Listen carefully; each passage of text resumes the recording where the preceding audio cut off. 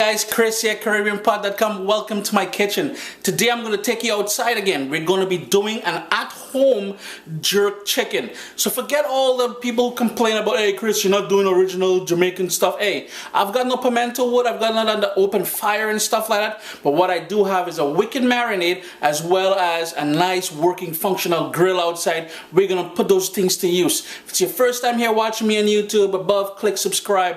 Below leave me your questions, comments, concerns. It's hot in this kitchen. I got a macaroni pie in the oven as well. And do remember to give the video the thumbs up. Guys, here we go. And at home, not traditional. Remember, I'm very clear this time because I hate it when you guys get mad at me. Chris, it's not traditional Jamaican. Hey, you know what?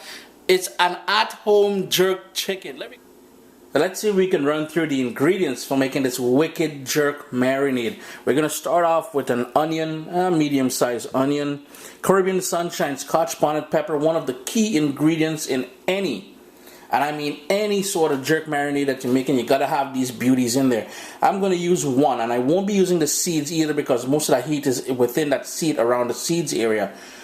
I have friends coming over, they don't tolerate the heat that much, so what I want is some of the flavor from this Scotch bonnet pepper and not so much of the heat. You know what, if you like heat, I would use 2, even 3 of these Scotch bonnet peppers, seeds and everything. 3 scallions, some of you may call that spring onions, some of you may call it green onions. A tablespoon and a half of dark soy sauce, some fresh ground black pepper. We're going to need about 1/4 to 1/2 teaspoon of that fresh ground black pepper.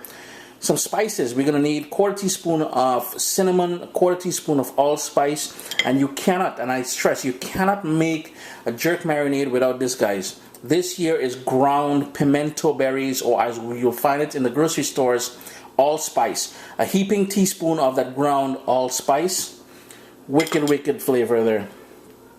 A heaping tablespoon of brown sugar, just to sweeten everything up and to balance it all off. 3 cloves of garlic.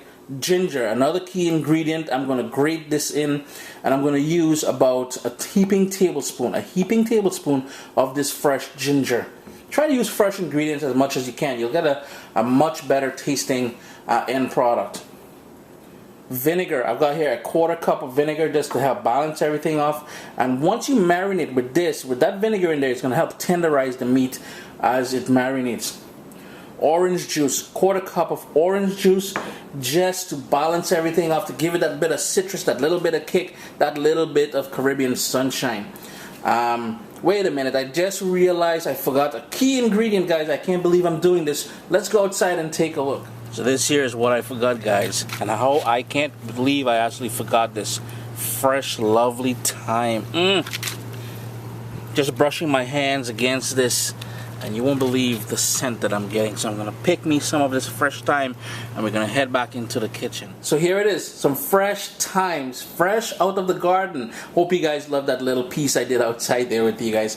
But I've got here, what, 5, 6 strands or sprigs of fresh thyme. That's going to be used as well. So here we go. We're going to be putting all of this into a blender. So what do we want to do? And I've got my fresh thyme here. The first thing you want to do is to give that a rough chop. And these sprigs are nice and tender. It's not woody, so it's not hard. So all I'm going to do is give that a rough chop, set that aside. Same thing with the scallions or green onions, spring onions, whatever you call it. All you got to do is give that a rough chop.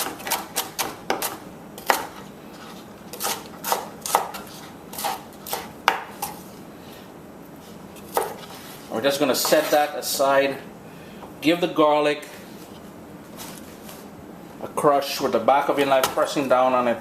And again, same idea, rough chop. Now if you don't have a food processor or a blender, you can certainly chop this up as fine as you can, and it will work pretty much the same way. I know a number of you may not have a food processor in your kitchen, and I just want to be able to show you how you can do it without a food processor. So you're just going to chop that up even more fine.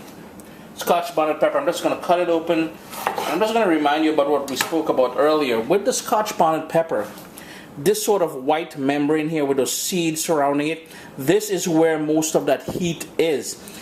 So again, I'm having friends over who cannot tolerate a lot of heat. So what I'm going to do, and typically you should be wearing gloves when handling these Scotch bonnet peppers because they are deadly.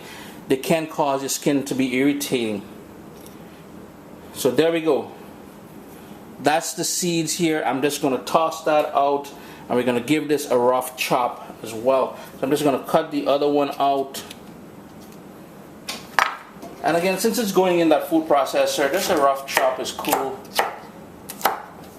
One more tip as far as this goes, guys. Wash your hands with soap and water after handling this Scotch bonnet pepper. Same idea with the onion. You're just going to give it a rough chop.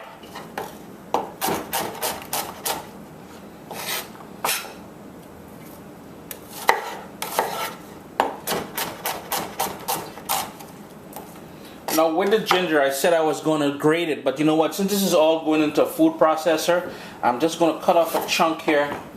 Skin and everything, I could care less about peeling this. And I'm just going to give that a rough chop because it's going into a food processor. I find that the skin adds a little bit more flavor than just the peeled grated ginger.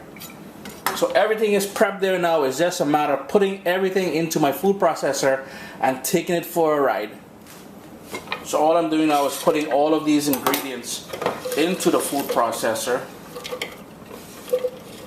You guys won't believe the lovely aroma that's coming out of that fresh thyme, the ginger, the Scotch bonnet pepper. Ooh, smelling wicked in here.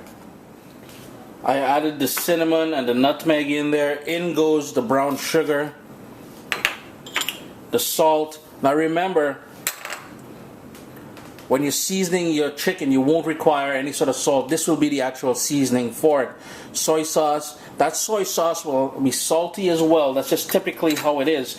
So bear in mind that as well when you're making this. The fresh ground black pepper. Ooh. Those spices really kicked up that lovely scent in the kitchen here now. So all that fresh ground black pepper is in there. I'm going to hit it with that vegetable oil, the orange juice, as well as the vinegar. And the final guy to go in there is the ground allspice. So all we're going to do is hit it a few pulses just to break everything down, and then we're going to really crank up that.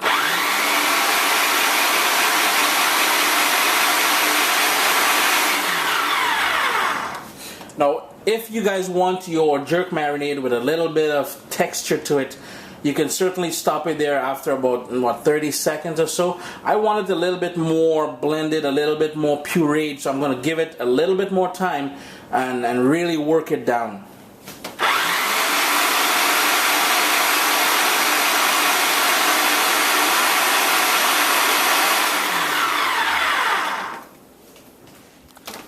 So let's see what we got here. The scent is simply stunning. I do apologize for the noise. I can be a bit clumsy at times. But there we go. That nice jerk marinade is ready. I'm just going to go ahead and cut up my chicken and get it all ready to party with this lovely jerk marinade. In the bowl here, I've got 3 small chickens that I cut up in half. You can see I've got the leg, the breast, the wing already cut up here. It's been washed with lime juice and water, and I sort of drained it as dry as I possibly could because we're going to have to marinate this now. In total, there's probably about, I'm guessing each chicken, now that it's clean and the back has been removed and everything else, it's about 3 pounds each. So you're looking at about 9 pounds of chicken here. So all we're going to do is that lovely marinade. Ooh, does it ever smell nice? We're just going to pour that all over the chicken. Look how lovely that looks already. Ooh. Now guys, we got to get dirty here. You have a couple options. Go in bareback with your hands and massage these guys like I would. I'm brave like that. Or wear some gloves and then do your thing. If you're a bit of a wuss, you don't like to get in contact, you don't like to share your love with your chicken, take a fork or a spoon or something or tongs and move it around. But yeah, you know me, I gotta get in there. So I'm gonna go ahead and massage that chicken nice and proper. Then we're gonna put a nice plastic seal over there, some cling wrap, and let it marinate for at least 2 hours. We want this to really absorb all this goodness from that jerk marinade. If you really want to heighten the flavor, what I would do, let's say, typically I would take a knife and stab the chicken, like all the thick pieces, so that this marinade really penetrates into the meat. So I'm just going to go ahead, do my thing with this chicken, cling wrap it, and then let it marinate for a couple hours before we go back outside. And I'm looking outside and I can see it's raining, but you know what? I'm gonna brave the storm. I got to get this video out for you guys. So as you can see, we're outside now. It's been a couple hours. It's been marinating. It's on the grill now. The grill is nice and hot. However, I've got 1, 2, 3 burners on my grill here. What I did was 1 and 2 I turned off because I want the indirect heat to grill this. All I'm going to do now, put the lid down and let that gently cook. Now, here's the thing, guys. You guys can cook this chicken just about any which way you like doing on your grill. This here is just like a sort of a base for you guys to get an idea, if you're new to grilling, how to do it. But the indirect method will be nice and lovely. It will infuse it with that flavor and will gently cook to keep in all those juices. The last thing you want is a dried out piece of this jerk chicken. So I'm just going to put the lid down and let that do its thing. We're going to flip it around ever so often. One thing I forgot to mention to you guys, the leftover marinade that's in the bowl here, you will need like a brush or something, and you can baste the chicken as it cooks with this lovely marinade here. The chicken has been going now for about 25 minutes on that indirect heat.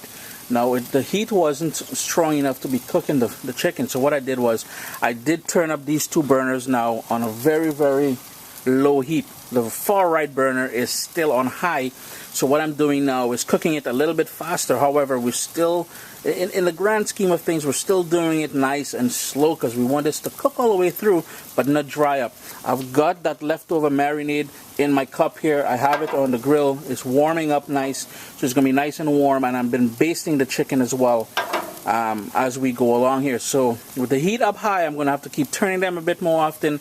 But stay tuned and we'll get to some nice juicy jerk chicken. Sure, it's been cooking now for about 45 minutes. I've been flipping it. Medium heat, that's about what, 375 or so. Another 15 minutes or so and it should be good to go. They were there for at least an hour. So it's been about an hour, just over an hour and 10 minutes or something. Nice low heat, slow cooking, nice and juicy. This jerk chicken is all done, ready to go on my plate. Guys, you gotta give it a try. Chris here, CaribbeanPot.com. Remember to give the video the thumbs up, share it with your friends, and it's always a pleasure having you in my kitchen with me.